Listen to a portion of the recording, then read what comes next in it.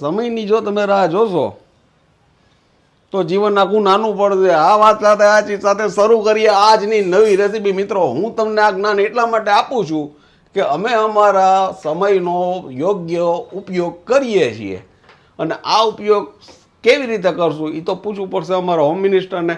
પારું અંબા અંબાઓ. અંબા અંબા. જય શ્રી કૃષ્ણ. જય શ્રી કૃષ્ણ. શું બનાવવાના છો આજે? બસ આજ તો ઝટપટ બની જાય. આપણે સોના ભેળ બનાવવાની છે. મુંબઈની ફેમસ. મુંબઈની ફેમસ સોના ભેળ બનાવવાની છે. એમાં મેન તો એની ચટણી ખાસ છે. બાકી નોર્મલ બધા મમરા શેકીને આપણે જો બટેટા બાફી લીધા છે.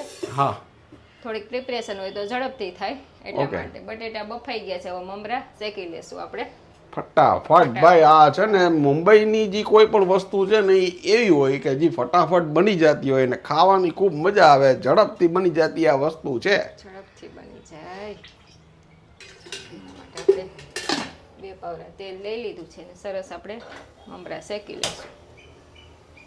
તો તેલ ગરમ થઈ ગયું છે. પછી હિંગ ને હળદર, આ છે આપણા ચાળેલા મમરા. સ્લો ગેસ ઉપર એકદમ સરસ ક્રિસ્પી કરી લેવાનું.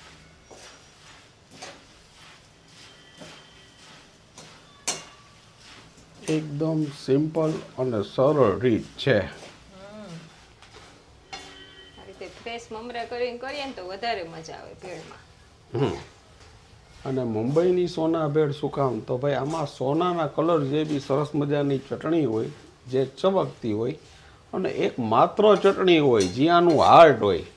અને સાહેબ, બાકી જે કાંઈ નમકીન તમારી પાસે પડ્યું ને આમાં પધરાવી અને આને ચોળીને તમે બનાવો ને, હકીકત ખાવાની ખૂબ મજા આવે. એકવાર તમે જરૂરથી ટ્રાય કરજો. નામ જ ભેળ. નામ જ ભેળ. અને આમ જો તમને નજીકથી બતાવું, આપણા મમરાઈ છે ને ચમકવા માંડ્યા છે. ચમકવા માંડ્યા છે. આવી ગયું હળદર ને નમક.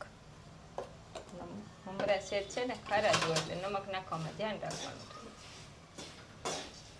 ખખડી જાય એવા કરી લેવાના. અને મમરા વિશે તો અમને સૌથી વધારે કોઈ ન શીખવી શકે એનું કારણ છે કે મમરાના ઘરમાં અમે બેઠા છીએ. ભાઈ, અમારે રાજકોટનો ગોંડલ તાલુકામાં આખા ઇન્ડિયાના મમરા જાય છે. સોના જેવા ચમકે ને મમરા જ. સવાલ જ નથી ને. એમાં આવે એની સ્પેશિયલ ચટણી એટલે થઈ જાય મસ્ત મજાની સોના ભેળ.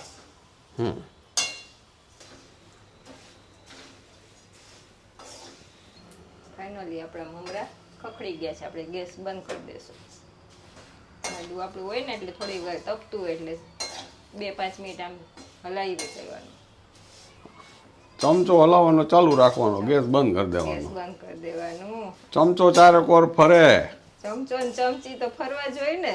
ચમચો જ ફરે જીવનમાં. ચમચો નહીં, ચમચો ને ચમચી બે ફરવા જોઈએ તો જ જિંદગી હાલે.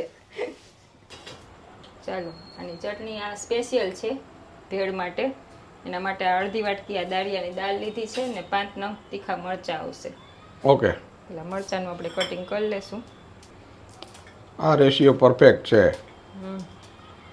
અડધી વાટકી દાળિયાની દાળ ને 5 નંગ મરચાં. તીખા મરચાં. હા, એ તીખા મરચાં. હો ભાઈ, મોરા આવી તો 10. અને એક આ ટ્રીક છે, જો તમને મરચાં આ રીતે તમે કાતરથી કાતરણ કરી લ્યો ને આની, તો તમારા હાથ ન ભરે. આવી નવી ટ્રીક ને ટીપ તમને અમારી ચેનલ ઉપર જોવા મળશે. પહેલા છે ને આપણે દાળનો ભૂકો કરી લઈશું. ઓકે. એમાં આવી ગયા આપણા મરચાં જે કટિંગ કર્યા છે એ. પછી નમક સ્વાદ અનુસાર.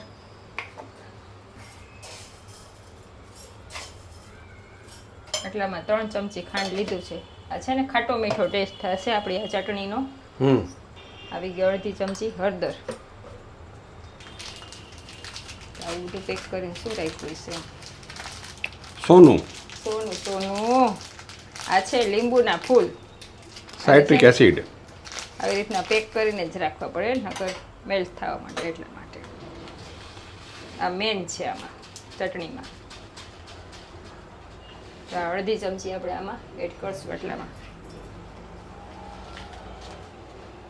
ગ્રીન ચટણીમાં આનો ઉપયોગ કરો એટલે ચટણી તમારી કોઈ બગડે નહીં. નહીં ના સરખું ક્રશ થાય ને એટલા માટે 2 ચમચી પાણી એડ કરશું આમાં.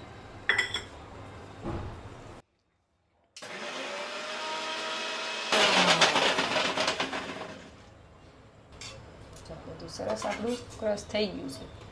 દાળનો પાવડર તૈયાર કર્યો ને એમાં બધું મિક્સ કરી લેશું આપણે. ઓકે.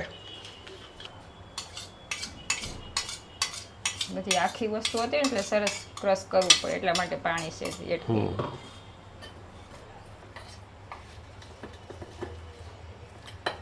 સાહેબ આ ચટણીની મજા જ કાંઈક ઓર છે. ચટણી આપણી રેડી. અને કલર જુઓ તમે, ગોલ્ડ. ગોલ્ડ એટલે આને સોના ચટણી કહેવામાં આવે છે. પછી ભેળમાં આપણે યુઝ કરતી વખતે જોઈ પ્રમાણે એકની થિકનેસ આપણે કરશું બરાબર. અને આમાં આપણે ખટાશ ને ગળાશ બે નાખી દીધી છે એટલે આમાં તમારે બીજી કોઈ પણ જાતની ચટણીની જરૂર ન પડે. સાહેબ એનો કલર જો, એની થિકનેસ જો. સાહેબ આ હાર્ડ છે આ ભેળનું. આ એક બનાવી રહ્યો એટલે વાત પૂરી. સાહેબ ટેબલ જોઈને તમને ખબર પડી જશે. નમક, ચાટ મસાલો, સંચર પાવડર, કોથમરી, ડુંગળી, બટેટાની કતરણ, સોના ચટણી, મરચાંની કતરણ છે, ચવાણું છે, ભેળમાં નાખવાની સેવ છે, અને આ છે પૌવાનો ચેવડો, અને નાયલોન સેવ તો હોય જ ને, સાથે છે મમરા. ચાલો તો હવે આ બધું થશે મિક્સ અને જો કેવી તડામાર તૈયારી થાય છે. ચાલો આજે તમામ બોજો છે ને એ મારા ખભે આવી ગયો છે એટલે હું તમને બતાવું કે આ સોના ભેળ કેવી રીતે થાય છે. સૌથી પહેલાં છે ને એઝ યુઝ્યુઅલ આપણે આ મમરા લઈ લેશું, બરાબર છે. એમાં નાખી દેશું સરસ મજાનો પૌવાનો ચેવડો. પૌવાનો ચેવડો તમે લ્યો ને એમાં જો દાણા અને તળેલી દાળ બે આવી જાય એટલે તમારે મજા આવે ખાવાની. એની સાથે લેશું આપણે આ ચવાણું, જેમાં મકાઈ પૌવા છે, બુંદી છે અને શક્કરપારા તો હોય જ. અને એની સાથે લઈ લેશું આપણે સેવ. આ સ્ટેજે આપણે આમાં નાખી દેશું લોટ્સ ઓફ સોના ચટણી. આ એક જ ચટણી એવી છે કે આ નાખો ને તમે એટલે તમારી ભેળ ઉપડી જાય. આમાં ખટાશ ગળાશ બધું આપણે નાખી દીધેલું છે ઓલરેડી. અને હંમેશા ધ્યાન રાખવું ખાસ કે આ ભેળમાં છે ને બટેટાની કતરણ આવે છે. આ રીતે પીસ કરી દીધા છે, કારણ કે તમે આનો જો ભૂકો કરેલો હશે તો એકદમ મોસ્ટ થઈ જશે તમારે એટલે. અને સાથે છે ને જરાક કાંદા ઉમેરી દઈશું આપણે, બરાબર. આ સ્ટેજે આ લઈ લીધો આપણે ચાટ મસાલો, જેમાં મજા આવે છે. અને સાથે સ્વાદમાં ટેંગીનેસ આવે એના માટે જરાક સંચર પાવડર ઉમેરશું. તો આ રેડી થઈ ગઈ આપણી હાફ ભેળ. ઓલરેડી આપણી ભેળ મિક્સ થઈ ગઈ બધી. આમાં હવે કોઈ પણ વસ્તુની કંઈ જરૂર નથી.